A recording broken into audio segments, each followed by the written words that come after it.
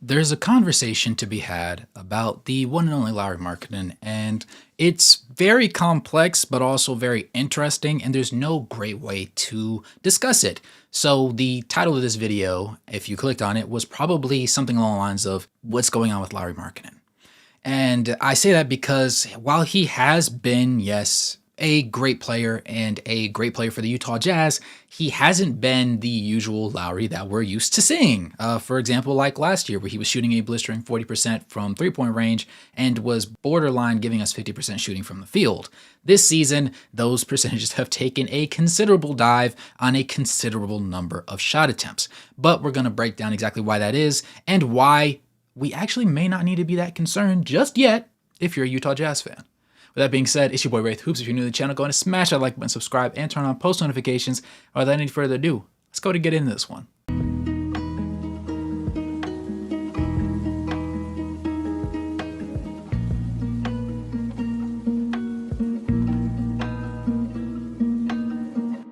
The Jazz have the fourth worst record in the NBA, and they are bottom 2 in the Western Conference down there with 10 wins. It gets worse because the Wizards are the worst in the league at 6-32, and then you have the Charlotte Hornets at 9-28. Recognizing this though, what does this have to do with Lauri? Because if we are this deep into the season and nothing's really looking terrific and, 39 games deep, what all does this mean? What does this have to do with anything? Well, Lauri has been a part of the reason why we've lost some of these games. And at the same time, I'm not super concerned. Here's why. At the beginning of the season, in many media day press conferences, we were told that they're going to be focusing on the young guys. There's going to be a lot of opportunities for the young guys, the rookies, the second years, the third years. Your Walker Kesslers need to take a step up. He has. Video on the way. Keontae George has been better, not great, but better. Time for us to reevaluate how he's doing. And then you have the likes of Isaiah Collier, Kyle Filipowski, and Cody Williams, who have been up and down and showed flashes of phenomenal play and honestly superseded what a lot of people expected them to be in their rookie years, which makes things really interesting for the future of the Utah Jazz. Then you have the likes of Jordan Clarkson, who's trying to rebuild his value, John Collins blistering hot, and Colin Sexton's just being Colin Sexton and being the consistent bucket that he always is while being a conniving snake on the defensive side of the floor, making up for his lack of length with peskiness. And then there's Lauri Markkanen. And I don't want to rag on him because I think I'm understanding now that I've seen more and more tape what exactly is going on.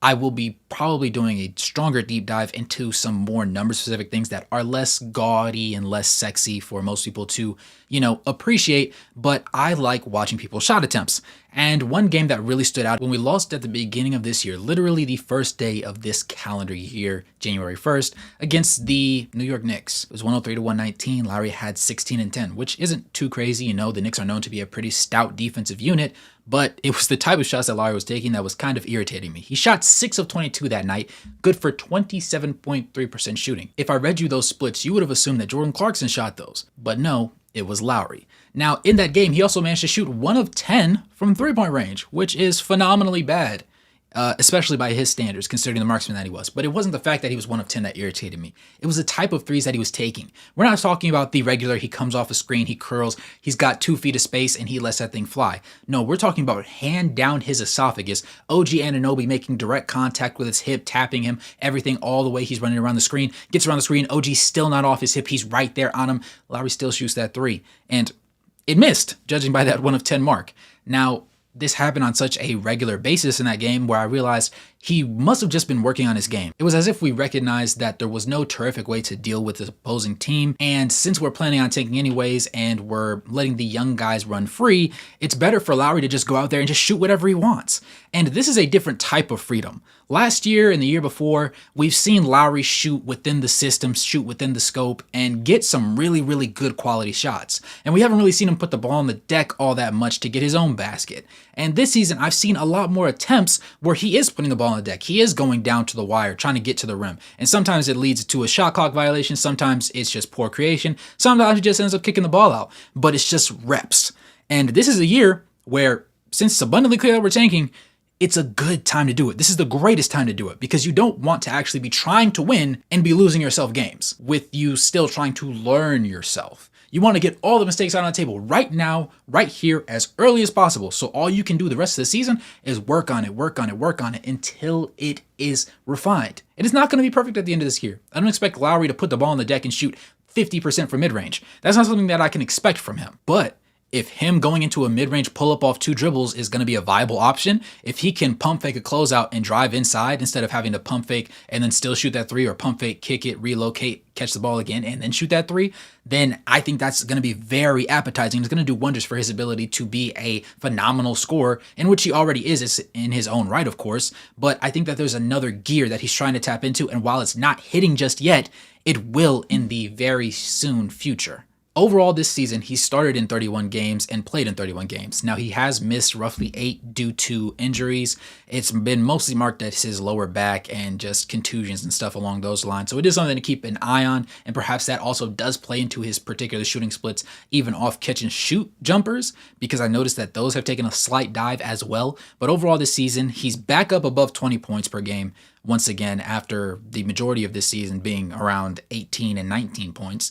He's playing 31.7 minutes per game, averaging 20.1 points, 6.1 rebounds, 1.9 assists, 0.8 steals, 0.3 blocks, and shooting 42.8% from the field on 14.8 field goal attempts, which is down from last year where he shot 48% from the field on 16.2 field goal attempts per game. He's also shooting 36.5% from three-point range on 8.4 three-point attempts, which is up half an attempt from last year where he shot 39.9% from three-point range on 8 three-pointers a game. From the free throw line, everything is still within expectations, as last season he shot 5 free throw attempts, average shooting 89.9%, and this season, again, on 5 free throw attempts, he's shooting 88.3%. So not too much of a dive there, but because of the other metric categories, overall compared to last season where he was shooting 63.1% from a true shooting standpoint, now he's down to 59.2%, which is a substantial difference when you consider the fact of what he does and what his typical shot selection is. However, this season, from a turnover standpoint, he's still averaging 1.4, so it's not as if he's become a terrible person to have the ball in his hands. Now, while I'm saying he regressed and ended up shooting 36.5% from three-point range, he, over every season in his career, has shot 5 or more three-pointers per game. And this has been one of his more overall productive seasons from that standpoint, to the tune of his last year in Chicago and his previous 2 seasons in Utah being the only years where he shot above this 36.5% mark. That means that, number one, he's not falling off a cliff.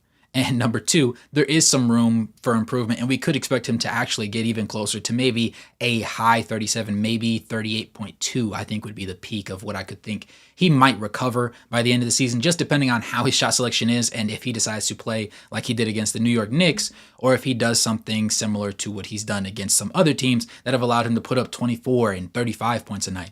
Because he has had some success against the Knicks in the previous game, in which I believe he did drop 35. And it felt like in that new game, OG was just designed specifically to stop him from getting all those buckets. And Lauri said, I'm going to try and get those buckets anyways, and it just quite frankly didn't work.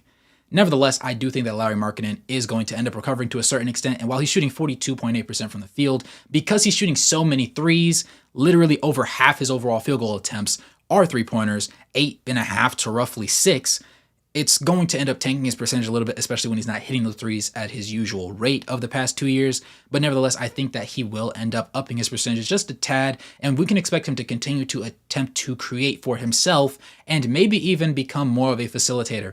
Not the likes of a Domantas Sabonis or a Nikola Jokic or Alperen Sengun, but maybe something where it will allow him to get, 2.3. Any night he could give you 2 to 4 assists a night. And if that's the regular version of Lauri Markkanen, I think that's the peak version of ball creation that we need from him, or any team could need from him if they had championship aspirations. But let me know what you guys think about Lauri Markkanen's recent shooting slump this year as an entirety whole, and if you think that there's another reason, or if you have another cause for concern as to why he shouldn't be shooting this way. With that being said, though, it's your boy Wraith Hoops. Thank you for tuning in this video. Go ahead and smash that like button, subscribe, and turn on post notifications. And if you want to help support the content, become a member or drop a donation to help support the content. And as always, good morning, good evening, and good night, no matter where you're in the globe watching. Thanks for tuning in. I'll catch you guys in the next one. Peace.